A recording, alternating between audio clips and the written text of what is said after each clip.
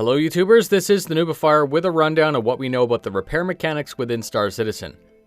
This is a lot of topic which I've tried to crush down into a no bullshit format. If you like it, please do me a solid by liking it and linking it to a friend. Let's begin. Just like in real life, accidents happen and parts wear out. This would be obviously amplified in a universe with a mixture of personalities that have access to guns, missiles, and torpedoes. We would obviously then need a way to fix our precious ships. Star Citizen will take the state and condition of your gear into consideration. That means that as things wear out, they break and they lose effectiveness. Other games have simple repair mechanics, but our universe isn't simple. In games like Battlefield and Overwatch, simply holding a tool against the object will magically repair it. Hand tools have already been announced and they're going to make an appearance in the universe, but the repair mechanic will be its own specialized gameplay. The game incorporates the concept of equipment damage states. These are a series of levels of injury for objects, similar to how it's modeled for your character. Injury in Star Citizen isn't just visually rendered, it's fully simulated. To do this properly, the components would need to be modeled inside and out. The components are also assigned a purpose and an effect on the craft. Shield generators, avionics, and power plants. Components exist in the ship, and if they're damaged, the system is reduced or rendered ineffective. When your ship takes hull damage, some of that damage will be transferred from the point of impact to the nearest subcomponent. That could be a weapon, or a more critical system like gravity or life support. In general, field repairs would consist of turning off whatever component is having problems, replacing the broken subcomponent, and then turning the component back on. In very large systems like those found on a capital ship, the process would involve more actions. Turning the component on or off, rerouting power, rerouting coolant, and more drastic measures to repair the issue. On very large ships, these actions may need to also be performed by a technician remotely on a panel using the onboard computer. Damage results in a specific loss of functionality. If you lose a thruster, the others will automatically try to compensate because of the IFCS system. The pilot will most certainly see a change in the flight model, but should be able to continue. The decision will be yours whether or not to stop and attempt repairs or continue compromised. This opens up a more diverse gaming universe with a more realistic simulation. The repair gameplay can therefore be seen as the balance between the damage state and the repair state. The actual skill of the player is going to dictate the quality of the repair, not some modifier. To make a living in this vocation, you're going to need practice. The document Ship Repair and Maintenance from November 2015 fully laid out how CIG would execute the repair gameplay.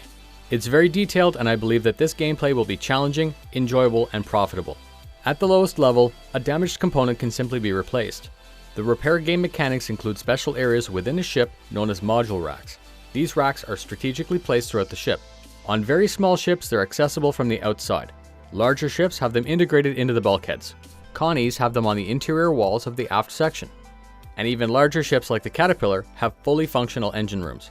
Each Caterpillar module has its subsystems located in the ceiling in a drop-down module rack. The Vanguard has module racks behind the pilot and above the ramp, nicely tucked away but easily reached.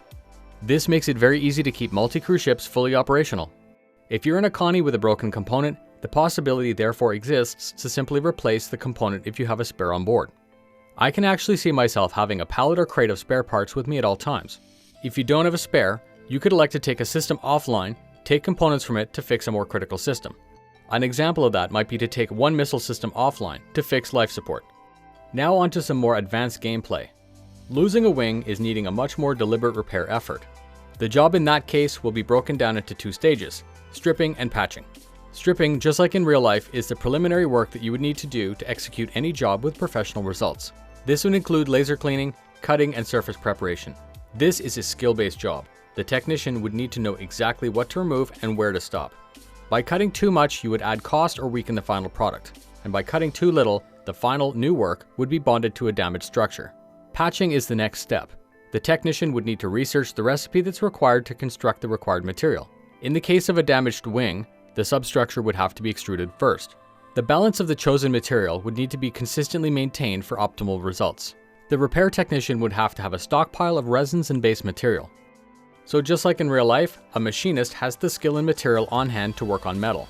If a special part was needed out of, let's say, carbon fiber, he would need to go source the resin and source the carbon weave. Keeping with that same example, the worker would also need to become familiar and proficient with manipulating carbon fiber to get the job right. So I can actually see the repair technician involved in hours of picking the right material, researching, and then refining their technique. The tools of the trade. The lowest level of the repair system will be a hand tool like the Greycat hand lance. We've seen it demoed on ATV as a tool that can perform a wide variety of functions depending on what tip you have fitted to the device. And I would anticipate a prospector-sized repair ship announced when these systems are fleshed out and then added to the universe for testing. In this job, the Anvil Crucible is the Big Daddy purpose-built repair ship. The detachable shop and hangar combo is perfect for working on or transporting a fighter-sized ship. The Crucible's expanding configuration allows for transition to work on larger craft. If you wanted to team up, several Crucibles could be linked together, creating a scaffolding network or repair dock. In theory, you could link many Crucibles together to repair very large ships. Like before, I've prepared some scenarios detailing how this gameplay could play out. Scenario 1. You got into some nasty business with a pirate who wanted your cargo. You traded blows and he decided it wasn't worth it, so he took off. Now you're stuck without a quantum drive because your nacelles took a beating.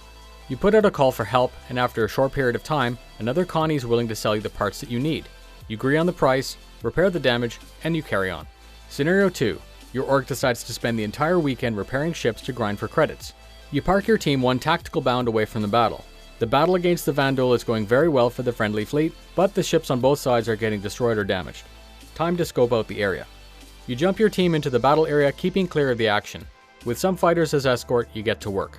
The team consists of 2 Crucibles for repair, a Hull B with spare parts and missiles, a Starfarer with fuel, a Cutlass Red standing by, plus a Reclaimer team to clean up. A damaged Saber arrives and the pilot's in a hurry to get back into the fight. A price is agreed upon and the work begins. The area is prepared and the materials are mixed. As soon as the prep is done, the wing frame is reconstructed. The pilot takes a load of missiles and tops up on quantum fuel. You hear from him that some of his org mates have ejected. Some potential profit, plus you get to help out.